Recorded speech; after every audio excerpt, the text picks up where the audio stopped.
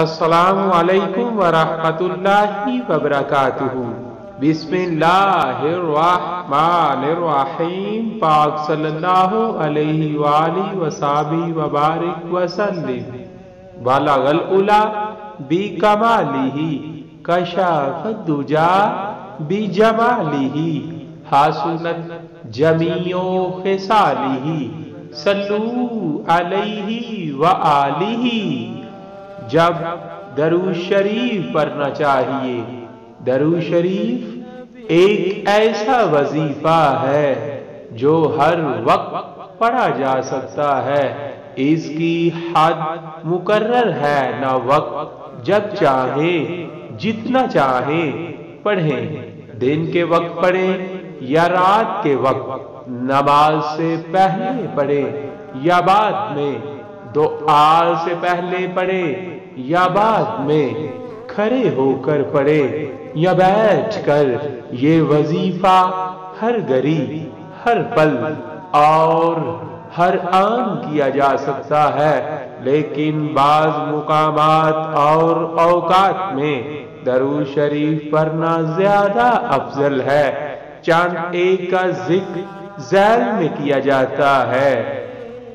Number 1، نماز کے آخری قعدہ میں اتحیات کے بعد درود شریف پڑھنا لازم ہے۔ نمبر 2، جمعہ کے دونوں خطبوں میں درود شریف پڑھنا ضروری ہے۔ نمبر 3، نماز عیدین میں خطبوں میں درود شریف پڑھنا اشد ضروری ہے۔ نمبر 4، نماز کے بعد دعا سے قبل درود پاک پڑھنا دعا کی قبولیت کا باعث ہے۔ نمبر 5، مساجد میں داخل ہوتے، نکلتے اور بیٹھتے وقت۔ نمبر 6، وضو کے وقت، وضو کے بعد، تیمم کے بعد اور غسل جنابت کے بعد۔ نمبر 7، دوران حج بیت اللہ درود شریف کا پڑھنا بہت افضل ہے۔ نمبر 8، صفا مروہ کی سعی اور حجر اسود کو بوسہ دیتے وقت۔ نمبر 9، طواف کے بعد خانہ کعبہ سے نکلتے وقت۔ نمبر 10، مدینہ شریف اور روضہ رسول صلی اللہ علیہ وآلہ وسلم پر حاضری کے وقت۔ یا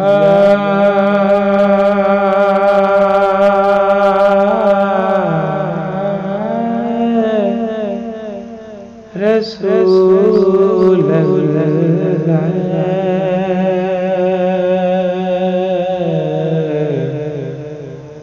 یا حبیب اللہ، یا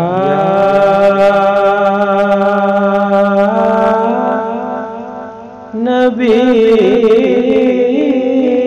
اللہ،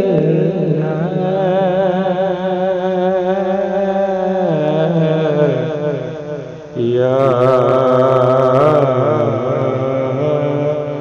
رسول اللہ، یا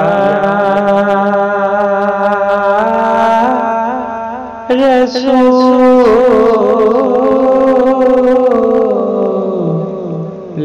خدا،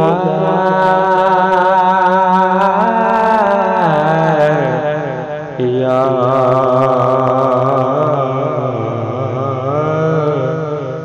حبیب اللہ،